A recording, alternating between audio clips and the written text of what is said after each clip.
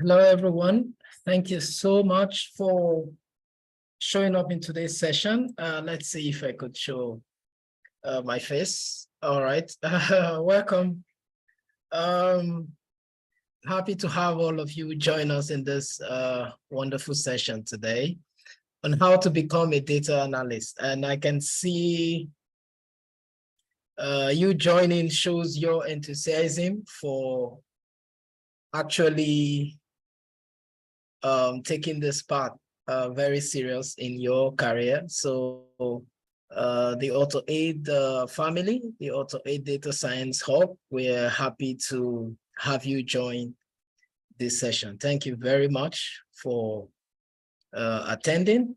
So before we commence right now, I would like maybe just two persons, if you could raise up your hand and just tell us in 1 minute what motivated you for, joining the session. It's a webinar, so we may likely not have a certificate. It's a webinar, but I would discuss with the AutoAid team. If they feel we should do so, then we will. Okay, I have Gospel Asuko first. You can unmute yourself and just tell us what motivated you, in joining the session. Thank you.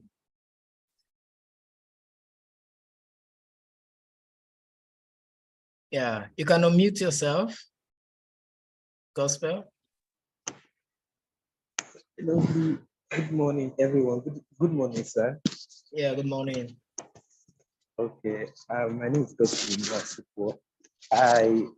Data sciences, my interest was sparked during the first data introduction to data analytics, data science class we had with us last year. That was around December or late November or early December. It was quite an interesting session, and since then, I developed interest in data sciences because apart from using it to advance the work I'm doing now, as a scientist, I need to have a good knowledge of handling data because all the information has to be analyzed, and after analyzing data, I need to explain my data, communicate my data, use it to draw conclusions. So for me, data is everything. It's information bank. It's like the oil in research.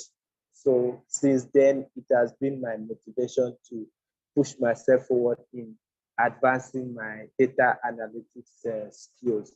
I've been doing some personal courses and been looking forward to courses like this, webinar like this, to further advance my data analytics skills. So that's my brief overview of motivation for the course. All right, thank you very much, Gospel. That's a very good summary in a minute or less. And I like that part where you said data is the oil in research, and that is very true. Like they say, data is king. There is no research that you would be able to do without some form of data, because it's the data that actually validates the results that you're getting from that research. Thank you very much. Do I have another person? Just a second person. What motivated you in attending this session?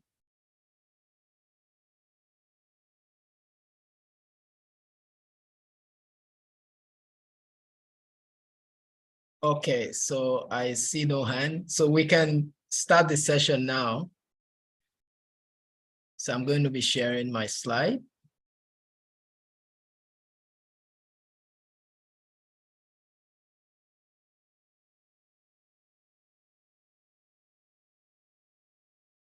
So you can all see my slide.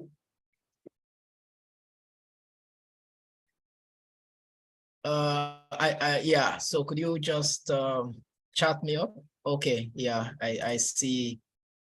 Yes, okay, so you can all see my slide. Thank you very much. So let's progress. So this would be more like an interactive session.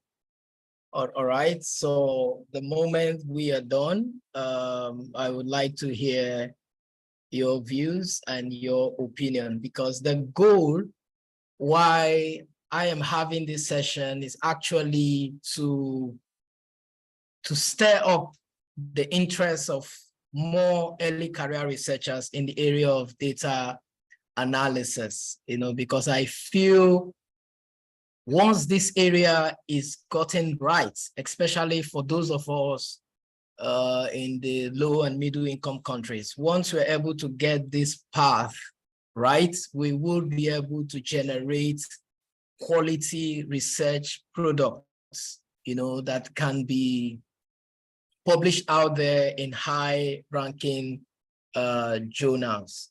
So before I comment, I would like to thank the INAPS team and also the AutoAid team for the opportunity to set up the AutoAid Data Science Hub because of their drive for many years in building researchers in developing countries and also in other regions. So they've been doing a lot, and this is one of the products they have been able to establish so that we can have more experts in this field that are helping other researchers around the world to ensure that they are able to make sense out of their data. So I'm happy to have all of you here.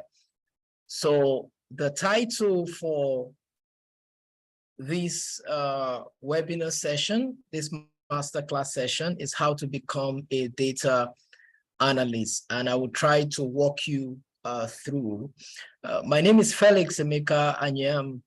I am presently the research data scientist for the Center for Health and Development here at the University of Port Harcourt. My background is in public health. My interest is in population health and also epidemiology. I'm a biostatistician and also a data scientist. And I have a lot of interest in research methodology, as I've helped hundreds of students and hundreds of faculty members and hundreds of researchers, plan their research process. So it's something that I enjoy doing, and it's something that I've been doing for at least 20 years now. So it's been a long journey for me. So to begin the session, so we would look at this quote from Edward Deming, a very popular quote. And he said, "Without data, you're just another person with an opinion." And that's so true, because sometimes we may get biased, based on our personal opinion. I remember one time in my office at the center, we were having a research meeting. My boss was there, Professor Sheba Batunde was in the meeting, and we're discussing. And based on information I've gotten, maybe I've overheard people say, I just mentioned, because we're actually trying to carry out an intervention in a community in Port Harcourt, River State, where I reside. And I said something like, I think the prevalence of teenage pregnancy would really be high in this community, given these reasons and that reasons and these reasons. And my boss looked at me and said, "Where is your evidence?" And I was really shocked, at that time, because it was like the early phase of my, research career, because he felt like you don't just make, as a researcher, you don't just make bogus statements like that. No matter what you think, you need to have evidence-based, data to be able to show this is what is happening in that community. Unfortunately, we actually carried out some research in that community, and we're able to generate evidence-based data on what is really happening inside that community, So as a researcher, we are really not encouraged to actually make insinuations that are not backed by data. So that is why if you're making, an insinuation, just know very well that that is your own opinion, and you should try as much as possible not to shove it, in people's throats. It's your opinion. That is what you think. That is why most times when you're writing your research process, you would see that they would always encourage you to have a literature review section. The reason is because you have not done that study yet. You are still at the beginning of the research process. You have not collected your data. You have not analyzed your data. So you don't have any form of evidence of your topic, no matter what it is. So the research community comes together and say, okay, since you don't have data, you don't have evidence, you can use what other people have done. That's the whole essence of the literature review. You don't have evidence, you don't have data to make this strong statement, but notwithstanding, you don't have it yet, but you will. But in the meantime, there are people that have it. There are scholars that have it, and they have published it. A lot of the work has gone through peer review process. So use it. Use what other people have done and tell us something around your topic. You see, they will listen to you because whatever literature you are using to strengthen the research that you want to do, they are already evidence-based. They are already published information, that have gone through the rigorosity of the research process, including having data to back it up. So I completely agree with Edwards. Without data, you are just another person with an opinion. So this is why we have to pay attention when it comes to data and analytics. So by way of definition, I would define statistics and I would define data science so that we may be able to see a little bit of the difference, because you would notice this session is not how to become a data scientist, but how to become a data analyst. There's something that separates them a little, For the first part, which is the statistics aspect, we have John Tukey. John Tukey is renowned. He's one of the fathers of statistics. He's renowned, and a lot of his models are used in statistics. You can read about him later. So he defined data analysis in 1961 as ways of planning the gathering of data to make its analysis easier, procedures for analyzing the data, techniques for interpreting the results of such procedures, more precise or more accurate, and all the machinery and results of mathematical or statistics which apply to analyzing the data. I mean, this definition is so fantastic because I went through lots and lots of definition, and this is the one that really blew me away. Because a lot of times when you talk about statistics, people just think is about they are sending you the data and you are probably cleaning up the data and analyzing the data. It goes far before that. That's why a quote that I have later, let me see if I can get it. I would still come back, but at this point, let me just make that quote. So it is by Ronald Fisher. Ronald Fisher is another father of statistics. You probably would have heard of the Fisher's exact test and the rest of them. So he said something. He said to consult the statistician after an experiment is finished is often merely to ask him to conduct a post-mortem examination. He can perhaps say what the experiment died of. So this quote has really motivated me. If you have seen my email signature, you will see it there. It's always in my email signature. And I have used this quote to motivate a lot of faculty members, a lot of researchers in my institution. Don't come to me after you've collected the data. Sometimes they have finished analyzing the data and they come to me to see if the analysis is correct. That's the wrong time to consult a statistician. You consult a statistician before you even start the research. That is what Turkey was trying to say here. You know, ways of planning the gathering of the data to make its analysis easier.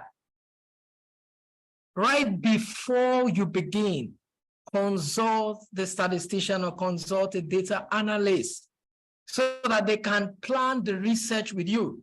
Not after you've collected the data and we now begin to. And one thing I have noticed, especially for my students in the university, I always tell them, please do not collect your data unless your supervisor or a statistician has had the time to review your questionnaires. Because a lot of times you will see students have like 5 objectives or 6 objectives. They will design their questionnaire, go to the field, and after collecting the data, you now realize that one of the objectives is missing in the questionnaire. The only way to correct that is actually to go back to the field the second time. And this can be really expensive, especially in our region where most of the research we do is out of pocket spending and not funded. So for you that is looking forward to becoming a data analyst, you have to motivate yourself and the people around you to engage you from the start of that research process. Because sometimes they feel that your work starts when they have finished collecting the data. No, your work starts from the beginning. Because as a statistician, you think methodology. So you can actually help them plan the process. And you would appreciate what I'm talking about as we go further. So apart from that, the procedures for analyzing the data comes from you.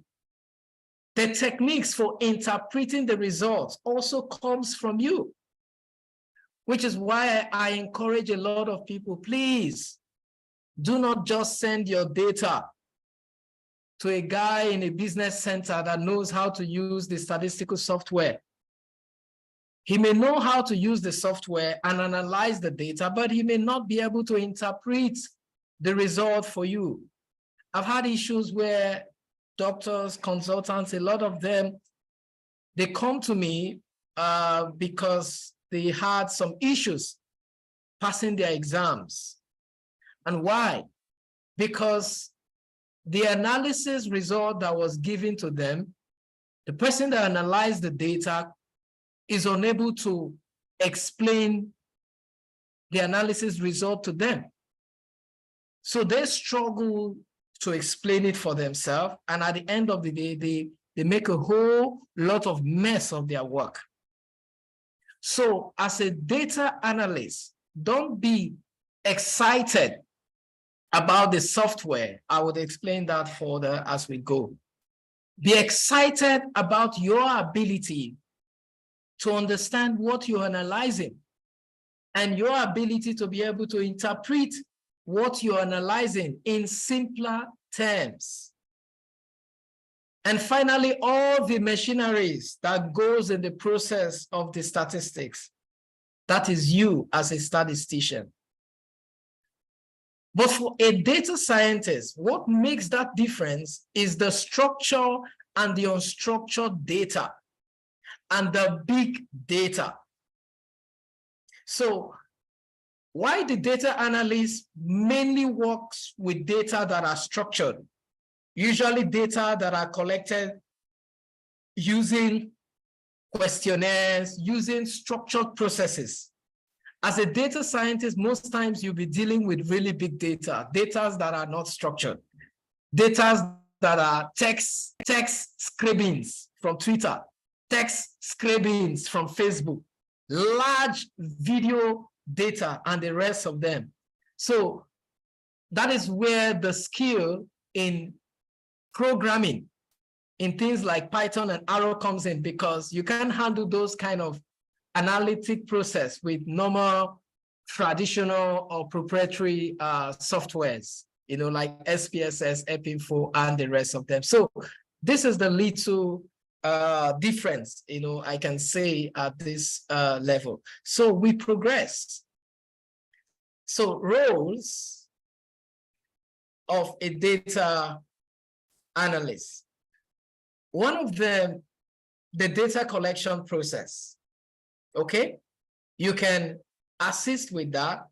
You can guide the researchers on doing so, whether it's quantitative or it's qualitative. The quantitative aspect, the one you do with questionnaire, or you do with SurveyMonkey, Google Form, and the rest of them, or the qualitative, the one you do with audio recorder. So whatever the form of data collection, you can assist as a data analyst. Now, once that data has been collected and that data is sent to you, you can assist with data cleaning. And this is where the bulk of the work is most of the time. It's not even in the analysis, it's actually in the data cleaning.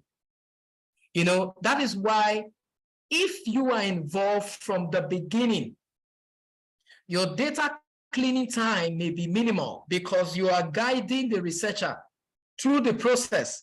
So they will be making minimal error in the data collection process. But when you are not there and the data is just sent to you, you will realize that you will have a lot of cleaning to do, because the data will have a lot of outliers, So for me, sometimes I can even spend more time cleaning up the data than even analyzing the data, So that is why it's a skill too you can learn on how to make the process, faster for you. Sometimes they call it data wrangling, so whatever term it is used, every data has to go through some cleaning process before it can actually be utilized.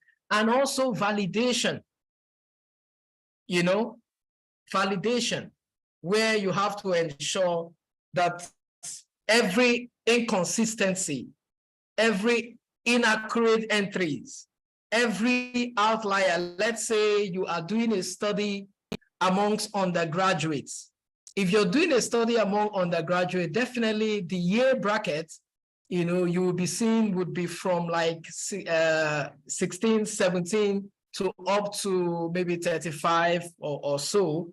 But when a data that was collected amongst undergraduates, you start seeing years like 45, 55, 65. It tells you that something is wrong with that data. Those values are outliers. They are outside the range brackets, of that sort of participant or that sort of population. So this is where bulk of the work is, the data cleaning and the validation process. Then you can now commence the data analysis process, where you summarize the data itself to be able to tell a story. We will talk more of that as we progress.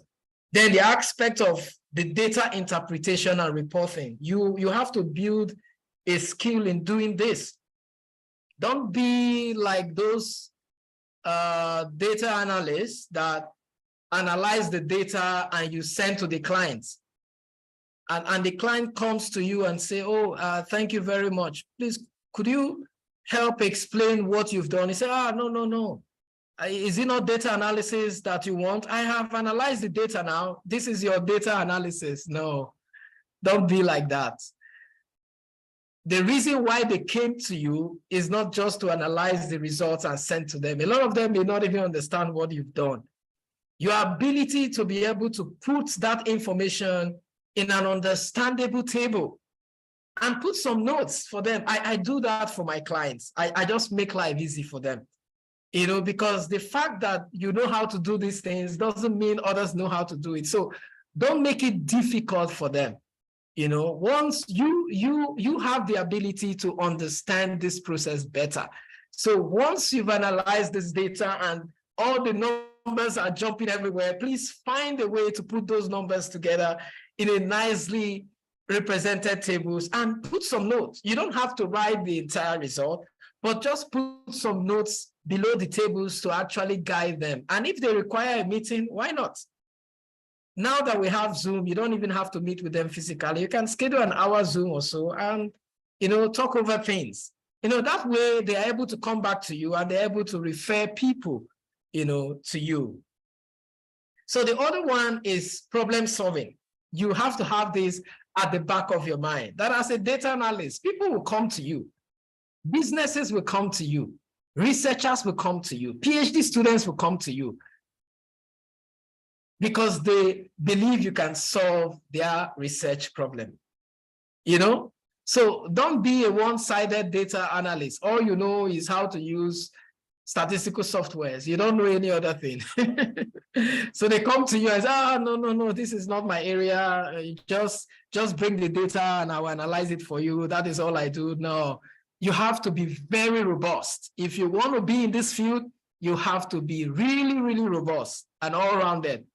People can come to you and have confidence that when they leave your desk, they are relieved and they know what direction to focus in their research process or in the research questions they have been asking. The database management aspect can come in. If you want to advance yourself further, you can learn SQL queries. You can learn different softwares that help people manage their database.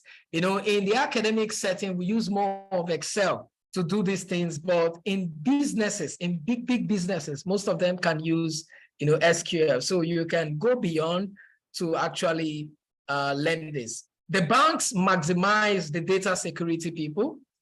I am not in the data security field. It's not my interest, all right? But it is part of the data process. So if you feel you are interested in this aspect, why not? We have a lot of data analysts working in the bank that are helping the bank in the aspect of data security, which is key, and very robust. I am more of the data person in the academics, but it's an interest you could actually develop. It is still within the field of a data analyst. And finally, collaboration.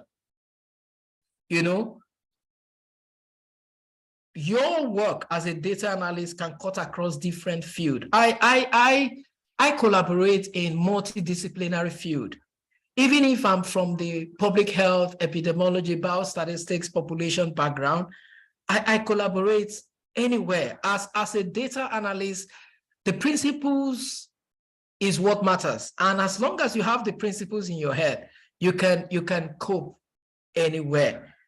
So form that habit of collaborating with people from different fields. Don't say, oh, I am this field, that is where I'm focused. I can't know. In the research process of these days, research have gone multidisciplinary, interdisciplinary. So, find a way to make yourself robust so that you can have that capacity and competence to actually, navigate the process around different fields. So skills required for a data analyst. Now, this is my best part, the soft skills. We have the technical skills, we have the soft skills. I know for this soft skills aspect, most times people don't pay much attention in the soft skills. They focus more on the technical skills. But for me, the soft skills is the bone, because once you're able to grab the soft skills, trust me, you would really make huge impact.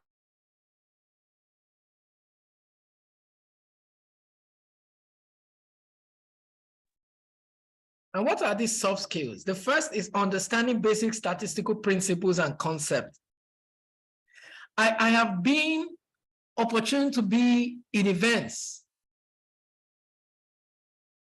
data science events, and you see data scientists, they know how to use these softwares. They have the technical skills. They can generate these charts, generate the algorithms, do a lot of things, but they are not able to interpret the algorithms they have generated. I remember one meeting I was in one place. I don't want to mention the name. I mean, the guy was really good with R. I give that to him because I actually went to that meeting to learn from him. But he had challenges understanding basic statistical principles. So he would generate this chart, generate these numbers and the rest, and he would just be looking at us, and some people would be, amazed by what this guy can do. But the numbers, without your ability to communicate what they mean to us, doesn't mean anything. So I find myself as a student interpreting basic statistical principles of what he has done. So I don't want you to be that kind of data analyst or data scientist. You just know how to use the software, but you're not able to interpret the results that your software is generating. So you have to go back to the classroom, not like a formal classroom like a university. You can take short online courses on statistics, especially for those of us that are not from the biostatistical, or statistical background. You need to. The soft skills are more important than the technical skills of using the software. So that when you begin to use the softwares, you're able to tell when the result comes out what they mean. So understanding basic statistical principles are key. Your ability to explain the necessary statistical analytical concept is also key. That's why a lot of students get frustrated. They take their data to, some schools, sometimes they have this office they call statistical office, statistical units. And you see students take their work there, and these guys, they just run the analysis and do all the magic and give the students lots of numbers that they don't even know what to do with it. So please learn statistical principles, the basic ones, not the very complex ones. All right. And learn how, to be able to explain them when they are generated from the statistical software. Your ability to communicate your data analysis to your clients, providing understandable insights. And I do this very well, very, very well, because I spend more time on the soft skills than on the technical skills. I'm able to communicate my analysis to my clients. I'm able to break these things in simpler terms that students can understand. And they leave my office feeling relieved, feeling happy. One student after my class sent me a message that she was actually doing the master's program, but she was not really sure, about the program, if she should even continue or not to continue. But after attending my lectures, she felt she was really in the right place, and receiving those sort of message, you feel really good, because at least you are able to communicate these, in quotes, technical concepts in simpler forms. Critical thinking is also very important in this field. Your ability to think quickly when you see data, and when it comes to data, my brain gets very excited. When I am talking about data, when I am analyzing, when it comes to data, I get really excited. My brain works very fast. and begin to make speedy calculations, because I don't see these numbers as numbers. I see these numbers as information. And my goal is to be able to bring the insight, the information from these numbers to the audience. And also, paying attention in ensuring accuracy in data analysis is very key. Don't be in a hurry when you're analyzing data. Take your time. I know a lot of times your clients and your students can put you under pressure. Oh, I need this in 2 days. Oh, I need this in 1 day. Oh, I need this in 5 days. What I do is, fine, I have heard you. Please share your study objective, your proposal, every information that I need, and I will communicate back to you how long it will take. There are a lot of jobs that have come and my clients are not in agreement with my timeline, and I say, okay, that is the timeline that I can, so, because at the end of the day, when you mess up that data analysis, you have lost that client and you've lost some recommendations, whether you like it or not. So let's progress to the technical skills. Now you've heard the soft skills. Now here are the technical skills, which is also very important. So first, you have to build a proficiency in data collection.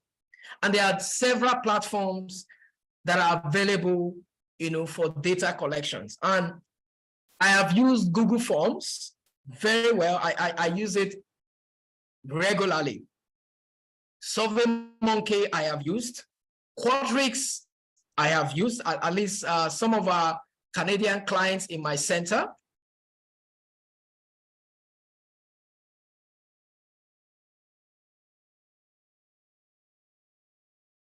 My center is actually set up by the University of Toronto, and we are also we were also partly funded by the University of Ottawa. So some of the research we did in that process, we used Quadrix. That was their own data collection platform, and Quadrix is real time. As we were collecting the data here in Nigeria, the moment you send the data, they receive it real time in Canada. So that way, there's no room for data manipulation and the rest of them.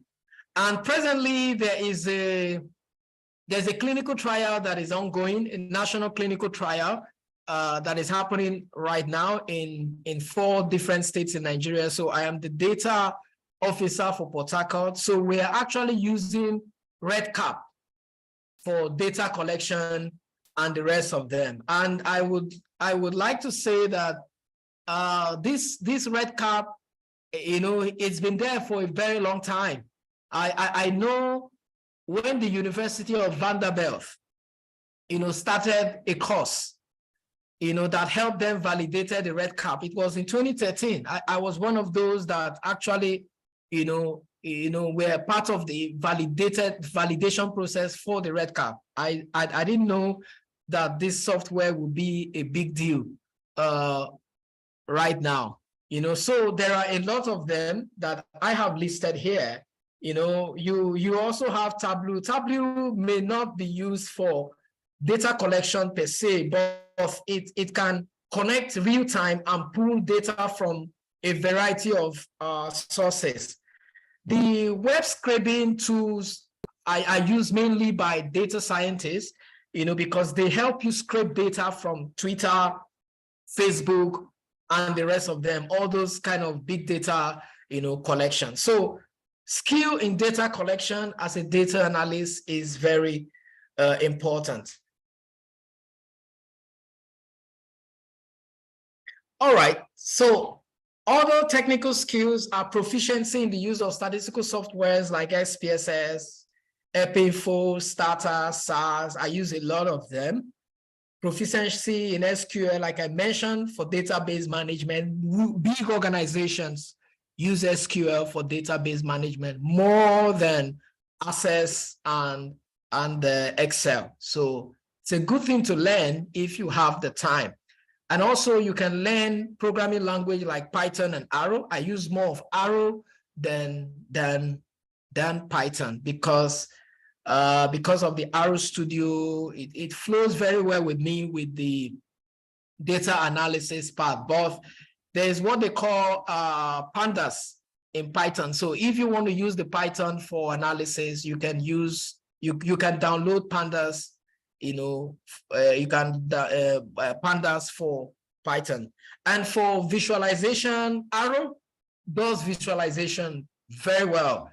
The ggplot and the gplot. I think we did a lot of that in our data science training few months ago. But apart from that, there are recognized softwares too, like Tableau, Power BI, that can do really robust visualization. So there are things you can familiarize yourself, because a lot of times those that are not in the field of data analysis may be more interested in understanding the visualization better than the tables itself, and understanding basic concept in machine learning. Fine if you want to, because these aspects can help your progression from being a data analyst to being a data scientist. So ways to acquire and improve these skills: education, education, education. You need to build a strong foundation in mathematics, statistics, computer science. You just have to. I don't have a degree in mathematics. I don't have a degree in computer science, but I've learned a lot in these things because I have to learn continuously. That's what makes me better every day. All right. So don't just have the ability to use the software. Learn the principles behind the software. It will make you a better data analyst. There are several online courses, certification courses you can do. I have done several. I don't want to tell you the number so that you don't get intimidated, but I have done a lot, and I'm still doing,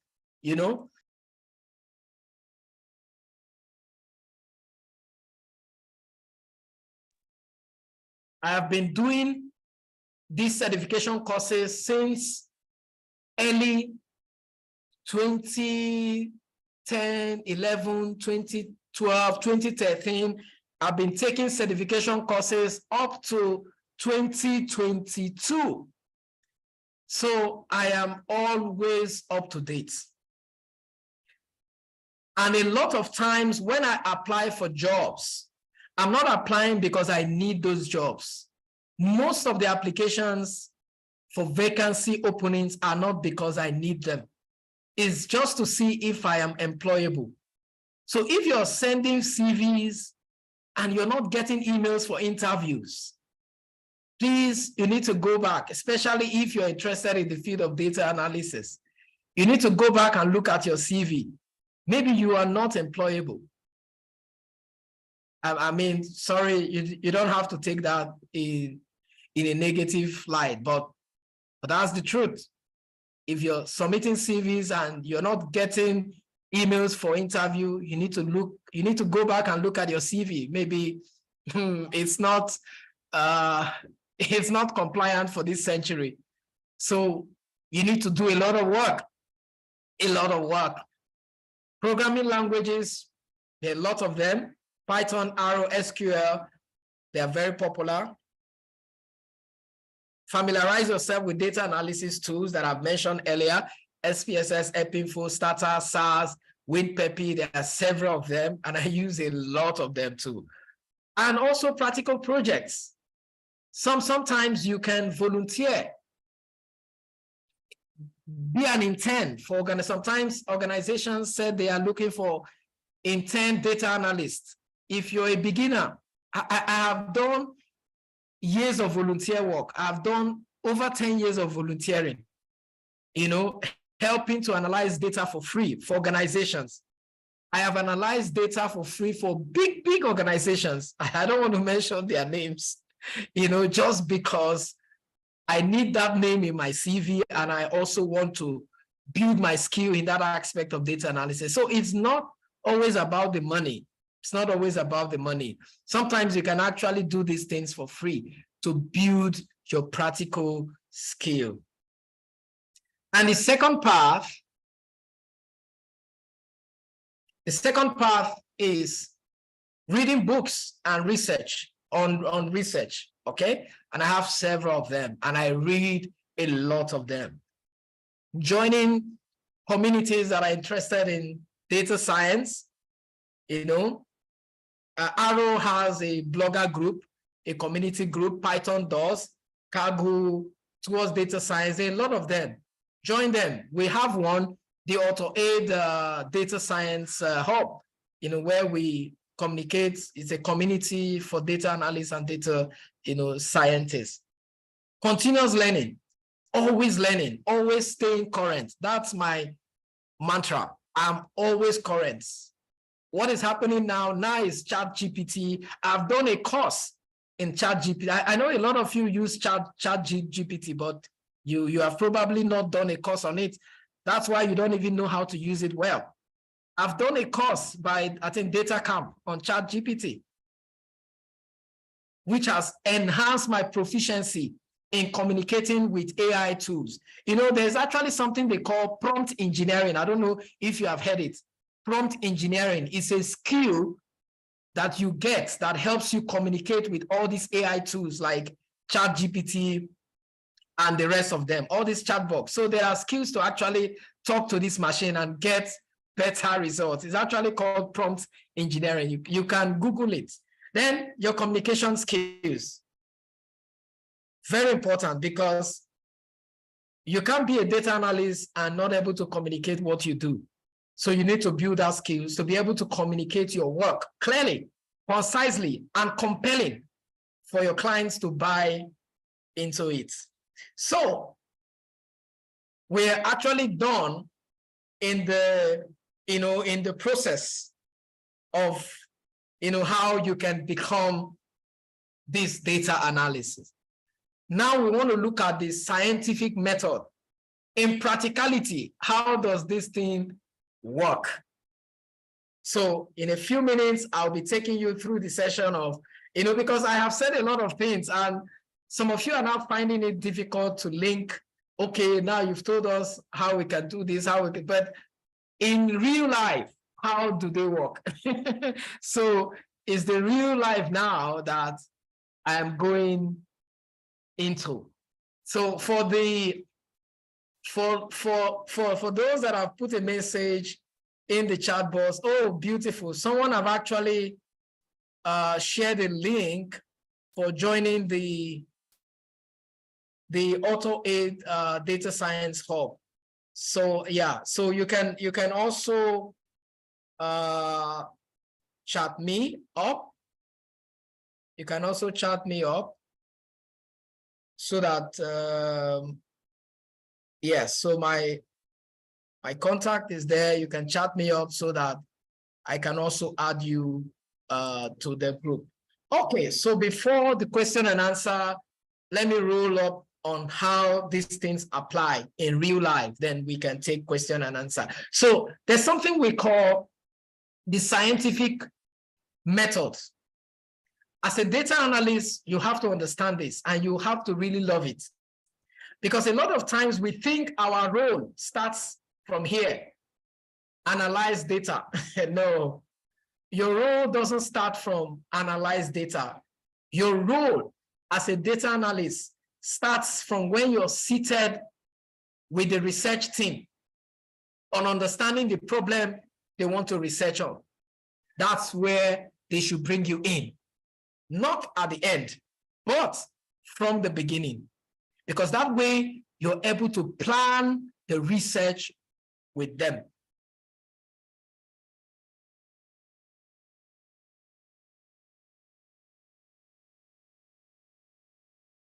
So every research you do starts with a problem. That's why you do research in the first place. You have identified a problem in the community, in the environment, in your country, and you want to solve it, like Superman, Spider-Man, whatever you are. You have identified this big problem and you want to take care of it.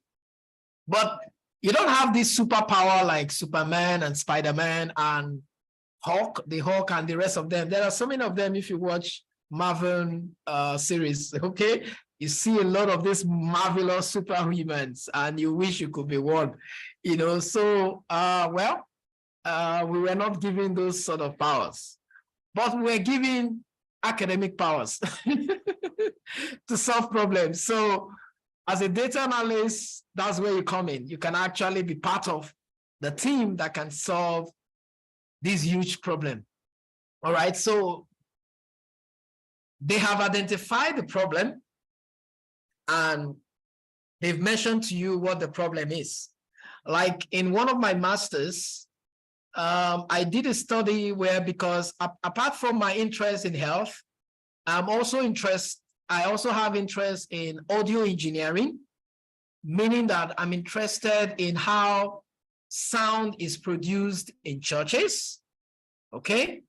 So I try as much as possible to work with musicians, sound engineers, as I am one, a certified sound engineers, to ensure that even as a musician, you try as much as possible not to have your hearing lost. You know, so I identified a problem in houses of worship or in religious gatherings where most musicians have ringing in their ears, but they are not even aware why they are having ringing in their ears, you know? So I had to carry out a research where I detected the prevalence of hearing loss amongst musicians. So it was a problem that I observed. So I had to wear my research cap. I've identified the problem. So you have to formulate a hypothesis. All right. So in formulating a hypothesis, you have to link what the problem is and what you think is causing the problem. That's the whole essence of formulating the hypothesis, which is the next thing you do. So in my own case, I think the problem is exposure to loud sound. And what does that cause? Hearing loss. So in formulating a null hypothesis, I can say there is some kind of relationship between exposure to loud sound and their susceptibility for hearing loss. So you have your null hypothesis that says there is no significant association between exposure to loud sound pressure level or exposure to loud sound and also the susceptibility or having noise-induced hearing loss. So that's the null hypothesis. Then you carry out the research and you're able to tell whether you're going to accept your null hypothesis or reject your null hypothesis. So if you have said in your null hypothesis that you do not think that exposure to loud sound causes hearing loss,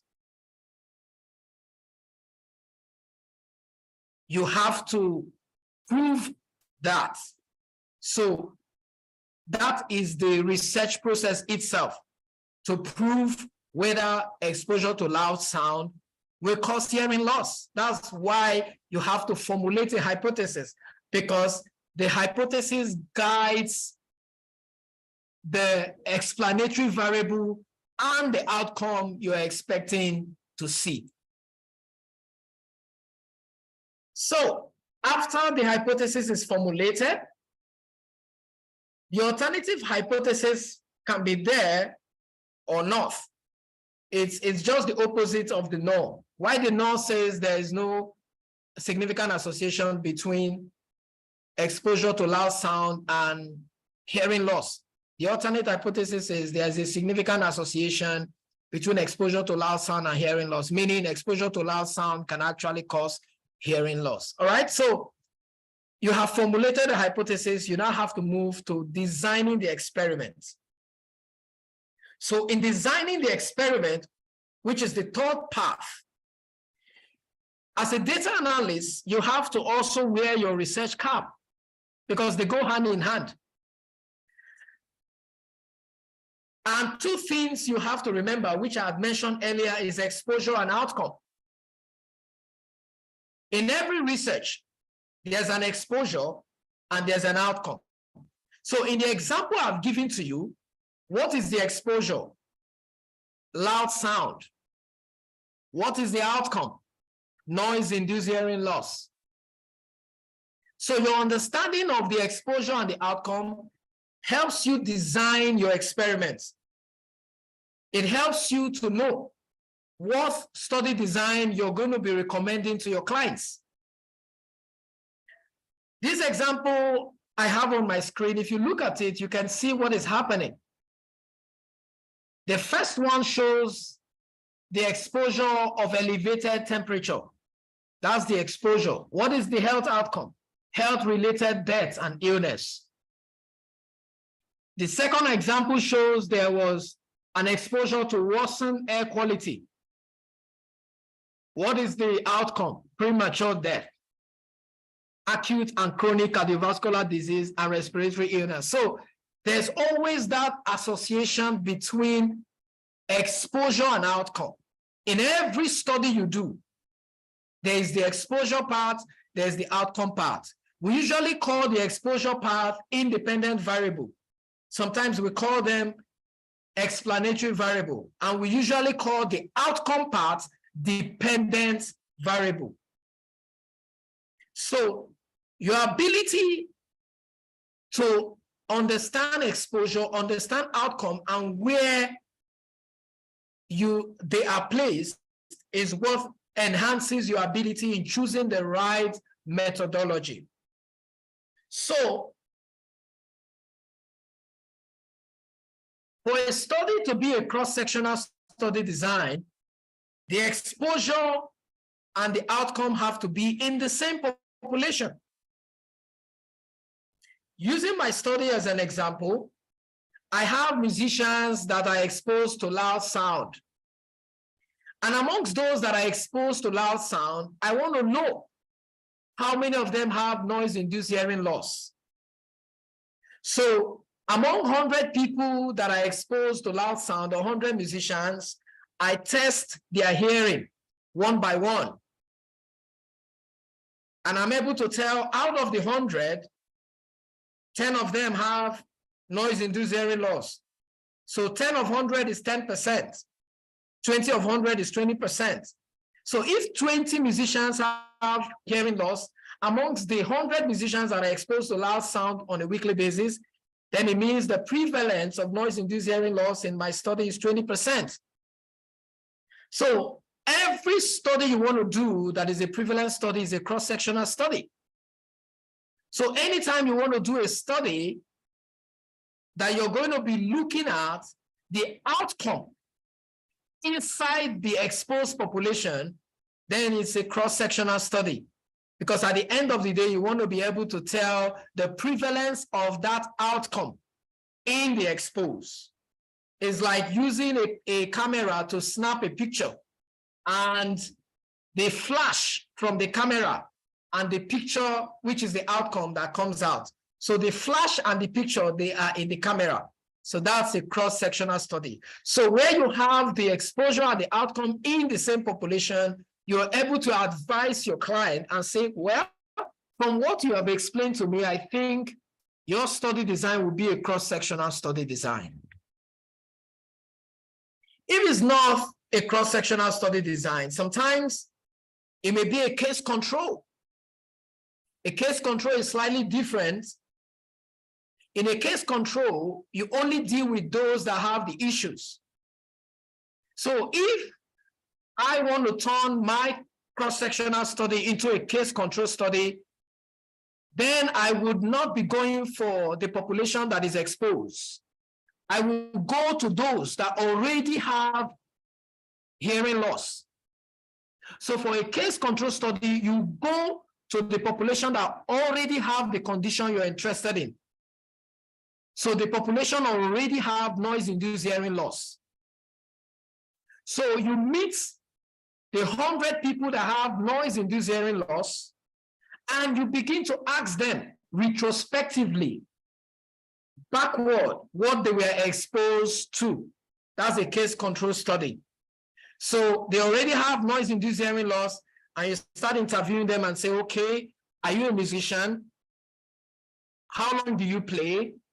Apart from being a musician, do you also work in the airport where noise, or in a club where there's excessive, they already have the condition. So you are now interviewing them retrospectively to know why they had the noise-induced hearing loss. That's a case control study.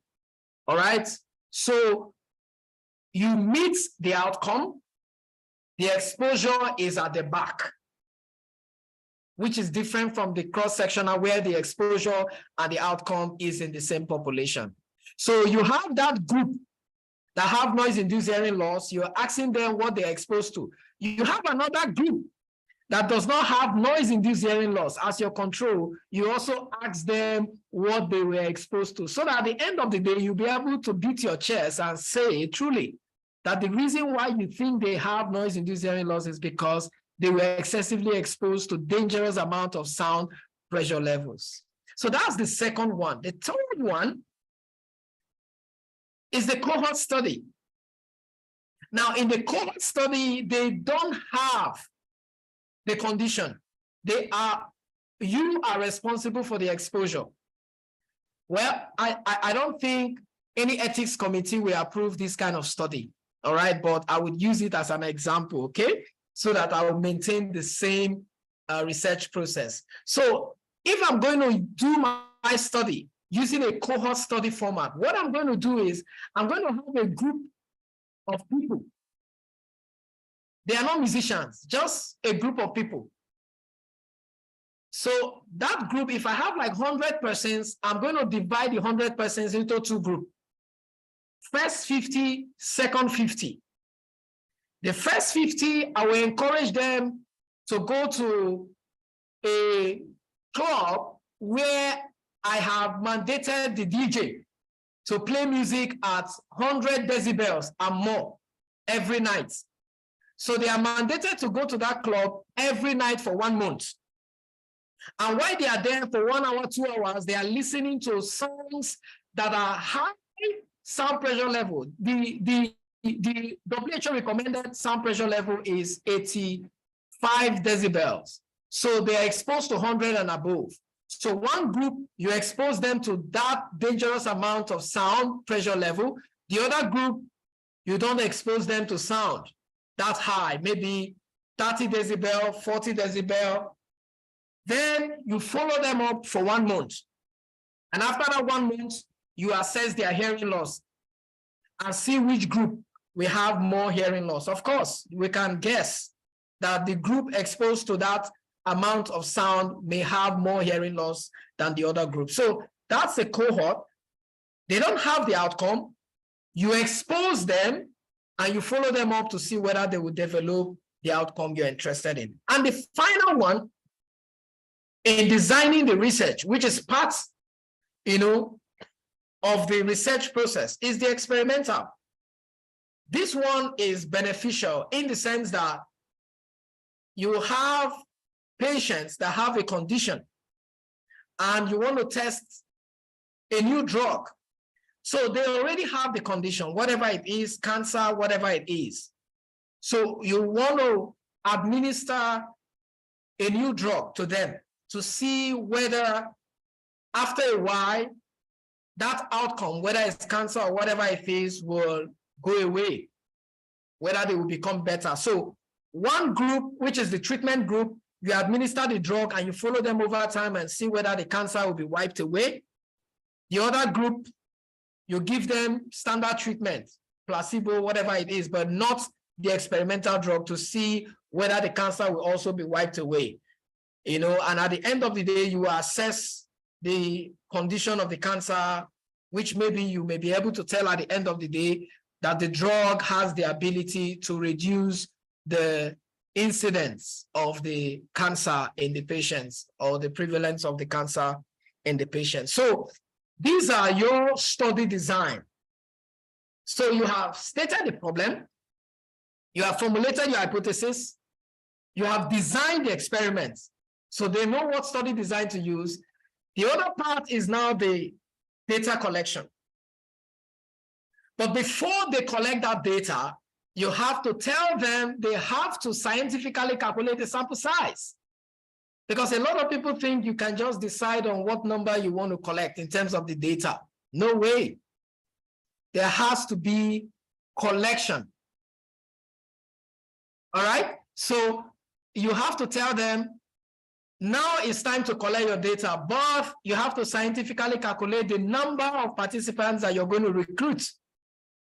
So they don't just say, oh, okay, I think this place I want to collect this data, they are not so much, so I can just take 100 or I can just take 200. No, not at all.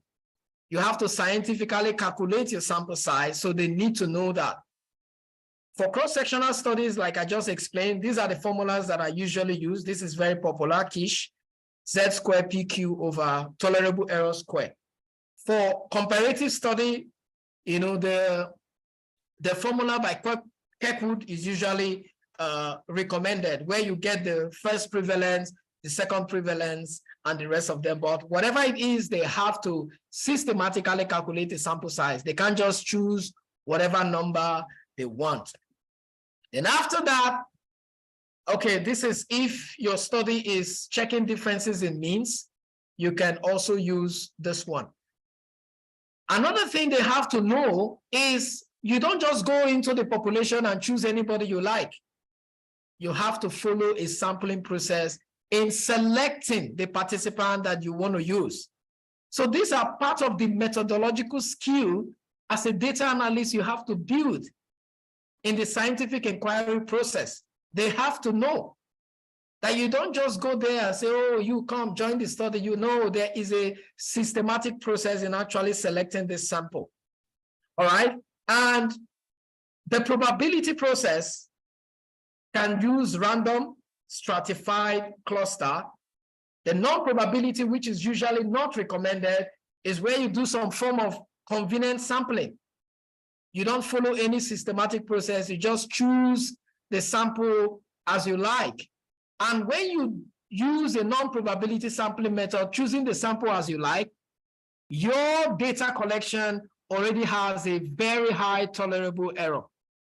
Very high. Because when you don't follow a probability sampling method, you are not giving your participants the equal chance of being selected. So your data may likely be skewed because you'll be selecting more of one group of people, which will bias your work. So it's good to use random sampling. Like in my own study, you have a list of the people in the church. Okay, if you're using it that way, but in my study, I use random sampling for selecting the churches. But for the participant, I didn't do random sampling because there are not so many. You know, in a church, you can have like 5 musicians, sometimes 6 musicians, or unless they are really big churches, you can have more. So I use simple random sampling, have a list of the churches in the region. You randomly pick the number you want to use. But when I get to the church, I use all the musicians, because if I randomly select the musicians, I may not be able to get the number that I need at the end of the day, because they are usually not much. So random sampling, you have a sampling frame, you have a list of all the people, you pick the number you need. For stratified sampling, is usually applicable when you have a population where one group may be more than the other. For example, in the military, you want to do a study in the military. If you do simple random sampling in a military barrack for a study, you will likely get more males than females. So this way, your data will be skewed, favoring more of the men than the female. So when you want to pick a sample from this kind of environment, you have to stratify, meaning you have to separate the male military people and the female military people. So if it's the army, you have all the army that are men, one side, you have all the army that are women, one side. Then you random, then you can now use simple random to pick the number of males you need and pick the number of females you need. That way, you will have equal number of males and females. But if you just go into the army barrack and randomly select, at the end of the day, if you select 100 people, you may be shocked that 98 will be males and your data is already skewed. So in this case, you stratify first, then randomly pick so that there will be equal number. So for the cluster is when you have the same population and you don't want to use everyone. For example, you want to do a study in a public primary school. You have 100 public primary school. I mean, you don't have the funding to collect data from 100 primary schools. So what do? You do cluster sampling. Each of the public primary school is a cluster. Notice I said public primary school because you can have private primary. So private primary school is not the same as public primary school. So public primary school is a cluster. Private primary school is also a cluster. So they are not the same. So if you're doing a study in a public primary school, all public primary schools, they are all clusters. So if you have 100 public primary school, is 100 clusters of public primary school. So you can use simple random sampling and pick 5 or pick 10. That's cluster sampling. It saves you money because the 10 public primary school or the 10 cluster you have picked is a representation of the 100 public primary schools. So that way you don't have to pick all the samples. So if you're going to be using random stratified cluster together in that sampling, depending on the kind of study, then as long as your sampling is more than 2, it becomes multi-stage. Okay, so the statistical process now, which is the end, we've looked at the statement of the problem, we've looked at formulating the hypothesis, we've looked at the design experiment, we've looked at how to collect the data. Now the analysis, analyzing the data proper, that's where we are, which is where the bulk of your work comes in. And that analysis process can be descriptive or inferential. The descriptive aspect, you just provide simple summaries, and the descriptive looks like this. All right, so where you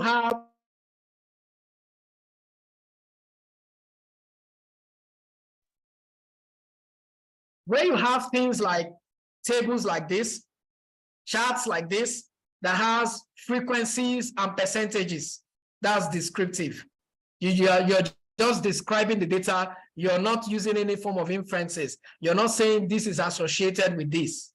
Anytime you start using the term, this is associated with this, that is inferential. But descriptive, you just describe the data to the clients. This is the number of those that are between the ages 8 to 25, 45. The prevalence of that is 20.85. And how is the 20.85 gotten? It's simple. 45 times 100 divided by the total population, 216. All right? So this is what the descriptive statistics look like. It can be described in tables, can be described using charts. All right? So the other path, if you're not describing the data, is the inferential aspect, where you begin to do some form of association or the rest. So this is where your statistical ability to be able to tell your clients or guide them properly on the type of analysis that they should do. This is where it comes in. This is where you wear that cap. So first of all, if they had used a systematic process in selecting their sample, if they had used like simple random sampling, stratified sampling, or cluster sampling like I described, then there's a likely chance that their data will not be skewed. There's a likely chance that their data will be normally distributed because in the sampling process, they gave the participants, all the participants, equal chance to be selected. So you can also test the normality of the data too, using Shapiro-Wilk, normality test or Kolmogorov, So once you confirm that the data is normally distributed, then they're going to be using parametric method of data analysis, which is this parametric method. But in a case where they did convenient sampling, they didn't follow any systematic process in selecting the sample, the chances that the data is skewed will be high.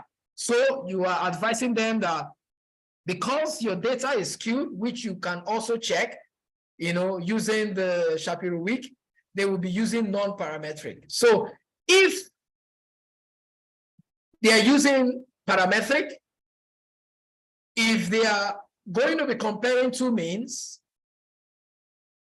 you're already advising them that they are going to be using tests like student t-test if they're comparing means, two means. If they're comparing three or more means, they are going to be using analysis of variance. But if it is non-parametric, if they are comparing two medians, they are going to be using Mann-Whitney. If they're comparing three or more medians, they're going to be using Kruskal-Wallis. So these are informations that you need to learn. That's why the statistical theory that I mentioned to you is very important and very key. And I'm hoping that we're going to be having another webinar where I would focus on this. So I'm not going to pay more attention on this for this, but because this is not the essence of this particular webinar. So if we are going to be comparing proportions, percentages, for large samples, they're going to be using the chi-square. If they're going to, if the comparison of the percentages, they observe that some of the numbers there are 5 and below or less than 5, then they are not going to be using chi-square. They're going to be using the Fisher's exact. All right, so Fisher's exact is recommended when you have values less than 5 in the associations you're doing. But if the numbers are more than 5, then you're going to be using chi-square. So if they're comparing two continuous variables, Pearson's correlational coefficient, one continuous and an ordinal variable, Spearman's rule coefficient. So the probability values are usually 0.05. That's usually the cutoff. So when the test of significance is generated, like the chi-square, the t-test, and the rest, it usually generates the p-value together. The p-values that are less than or equal to 0.05, you say what you have compared, the comparisons you have done, they are statistically significant. So in the example we gave in our null hypothesis, where we said that there's no significant association between exposure to loud sound and having noise-induced hearing loss, we have now run the analysis and we saw a p-value less than 0.05 that is significant. So we will reject our null hypothesis that says there is no significant difference. Of course, our study has shown that excessive exposure to loud sound will increase the probability or will increase the prevalence for noise-induced hearing loss.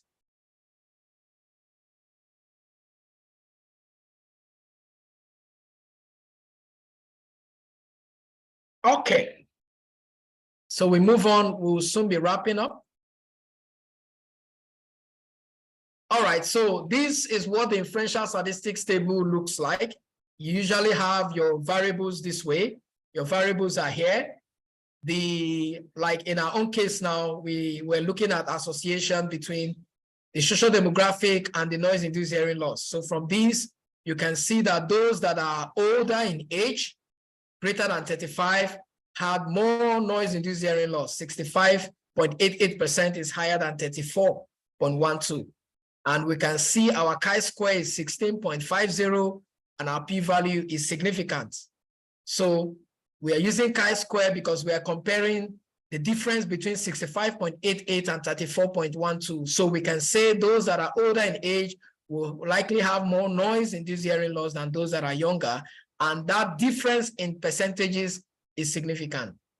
We can go further using odds ratio, which is a logistic regression that gives us a value, which we can interpret to say that those that are older in age are 3.34 times more likely to have noise-induced hearing loss. So this is what the inferential looks like, because in the descriptive, you just describe the frequency and the percentage, but in the inferential, you begin to tell us whether an association exists or not between the independent variable and the outcome or the dependent variable. So let's skip this. It's the same thing I had mentioned, the chi-square and the odds ratio. All right. So this is the Fisher's exact, where it comes in. Like I mentioned to you, when you have, like in this association of percentages, you will see that we have 1, we have 0. All right. So when you have values that are less than 1, then you're going to be using the Fisher's exact. Sorry. I have some writings on the slide, which I didn't do. Okay, so We're using Fisher's exact test, not chi-square here, even if we're comparing proportions, because we have smaller numbers in our comparison, right? So, okay, so for comparing, like I mentioned to you, looking at differences in continuous variable, you're using Pearson's correlational coefficient. So in this case, we have numbers in serum-free thyroxine, and we also have numbers in thyroid-stimulating hormone. So we want to see whether if the serum-free thyroxine is increasing, will the thyroid-stimulating hormone be increasing or decreasing? So that's where the Pearson's correlational coefficient comes in. And it comes in when you're doing association in continuous variable. So in this case, we have a negative sign, which is telling us that as one is increasing, the other one is reducing. So these are the principles, and you can represent that also in scattered plot, because that's what you use to represent a Pearson's correlational coefficient. So this is it for this session. So what I have been able to achieve in this session is not just to only tell you, oh, this is how to become a data analyst, and I leave it there, but to also guide you to appreciate how this whole thing works in practical terms and in real life situation. And I hope you have been able to grab something from this session. Thank you very much. So I would wait for a few minutes while we have questions and answers. So let's see how much question and answer we can take because of our time. So if you want to speak, I just raise your hand and I will unmute you. Okay, Maureen, you can unmute yourself and speak. Okay, good afternoon, sir. Thank Yes. you so much, Dr. Felix, for the presentation. It Thank was you. really insightful and I learned so much. So my question is, I've attended some online courses, but it's really not many of them go into detail about these statistical details. So I'm asking, is there any textbook you can recommend for someone that really needs to learn more about, because when you started, you say it's important to know the basis or the foundation of why we use some tools than just learning how to use it. So I want to know if you can recommend any textbook that on my phone I can be reading to help me understand this statistical better. Thank you. Thank you very much. Yes, there are lots of textbooks, but one I love so much is Data Analysis for Dummies. It's really, really nice. It just breaks the whole thing for you, but there are others. There's even one textbook that WHO did. So you can Google data analysis for dummies. At least you can start with that. I had let me put my email in the chat.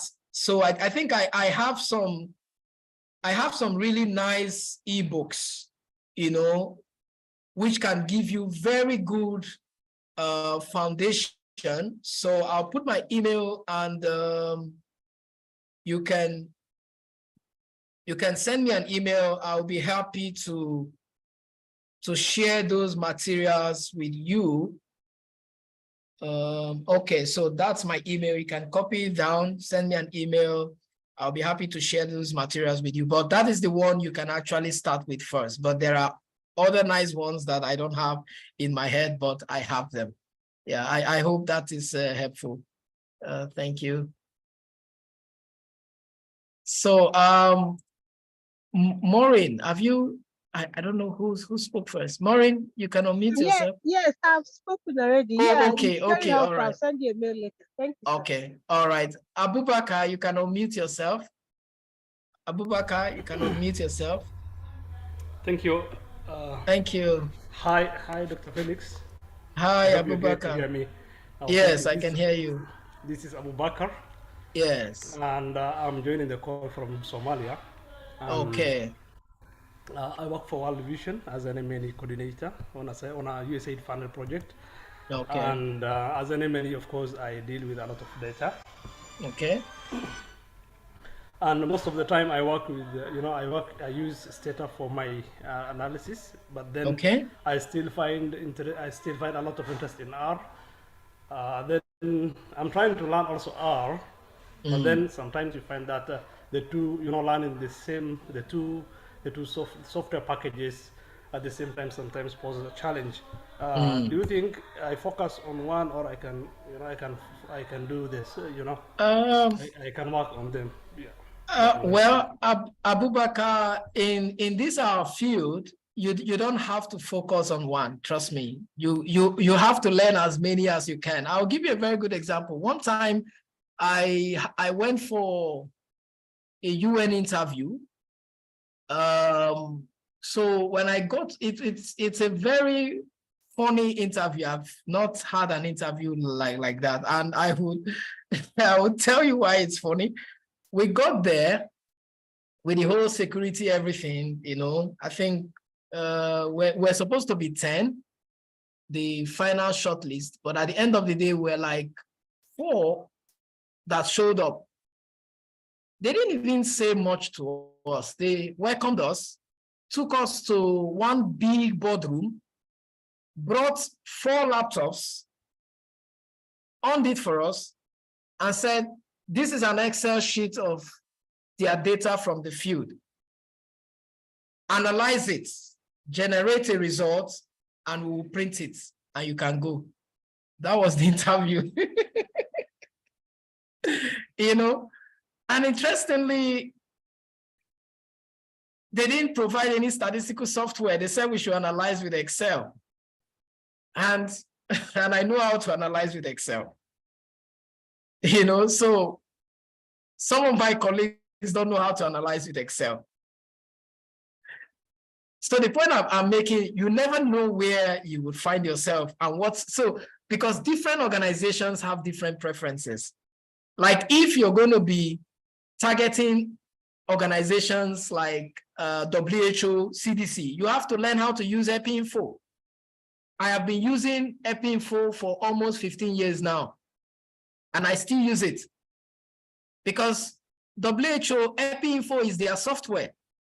So they will be more interested in those that know how to use their software than others. So if you're in the public health background, epidemiology, and you don't know how to use EpiInfo, you only know how to use SPSS and Arrow, please, you need to go and learn it, because those organizations will be interested more in their own software. Stata has programming in it. Arrow has programming in it. But Stata is not free. So you having Stata, it means your organization is paying heavily to be able to afford the fee. Stata is not free. So Arrow is free and they can do the same. So if I'm to recommend a student, I would say Arrow, because they can easily have access to Arrow than Stata. You see, so, but whether you will learn one or the other, you can learn as many as you can. Trust me, different organizations. I mean, if you have been applying for jobs, you will see some will say proficiency in Stata, some will say proficiency in SPSS, some will say proficiency in Arrow, some will say proficiency in Python. So you just need to learn as many as you can. And trust me, they don't conflict each other. Their results are pretty the same. All right. So I hope my answer is helpful, Abubakar. Yeah. So I hope that is helpful. So do we have any other question?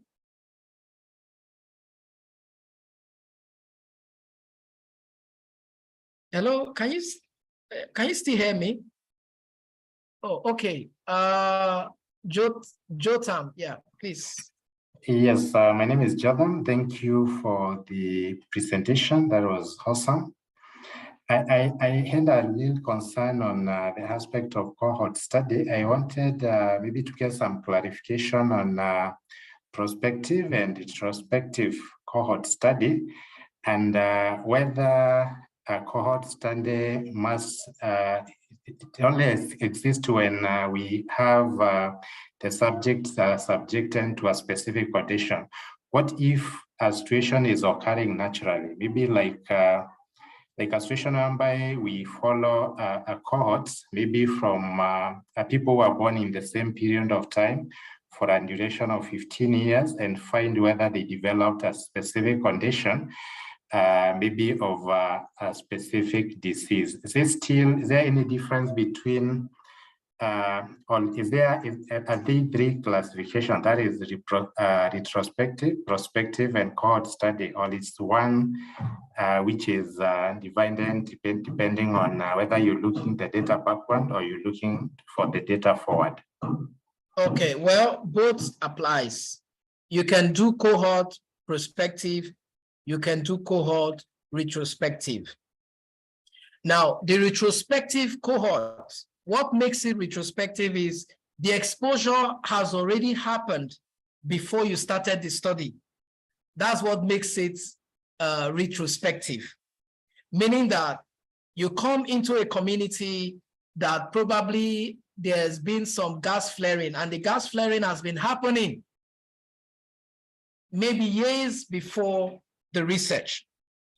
And you came and you have to follow the participants even before you came into the research environment. Some of the participants have probably died, you know, as a result of that. But now the research is starting. So the ones you are seeing that are exposed, but they don't have the condition yet, you have to ensure they don't have whatever outcome you're interested in. So those ones that have been exposed, you now have to follow them from that timeline forward. So it's retrospective because the exposure had happened before you came. But at the end of the day, you would find out the outcome in the future, you know. But the prospective is you are starting the exposure. You are responsible for the exposure and you're starting it. So you start the exposure and you follow them over time and see whether they will develop the outcome. So cohort can be retrospective, it can be prospective. I don't know if that is clear, Jotam. You can unmute yourself. If it's not clear, you can let me know. Sorry, I was asking, Yes. what in a situation whereby, for instance, you want to find out whether maybe a specific condition is responsible for a specific outcome, and then you follow a specific group without necessarily exposing them, but where there is natural outcome that is Exactly. responsible. Exactly. That's still exactly. It's the same thing I'm saying. That's retrospective.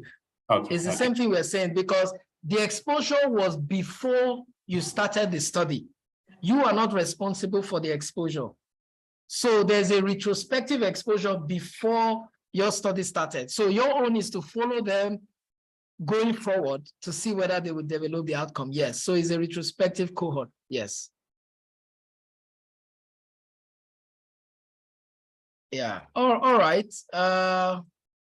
So I don't know if any other person, I'm looking at the chat to see if there are questions there.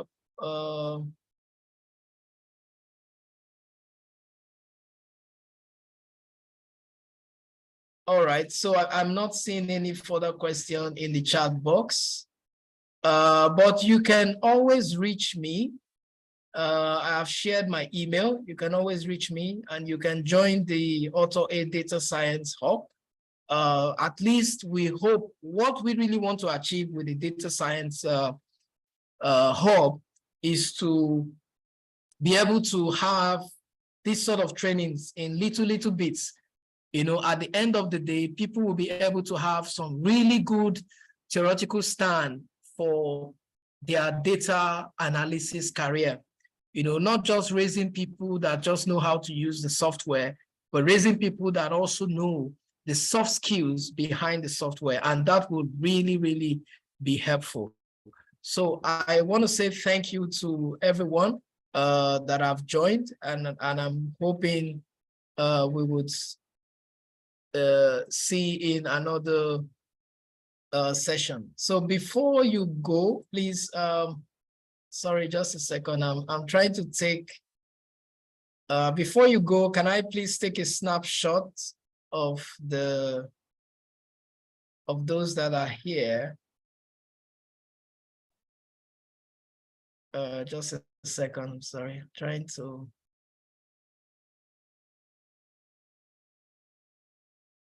Oh, there. Or can someone do this faster? Okay, I'm there now. I think I can do this now. So if you want to show your face, it's allowed, but it's not mandatory. It's just 2 slides. So I'm coming. Let me just stop the recording.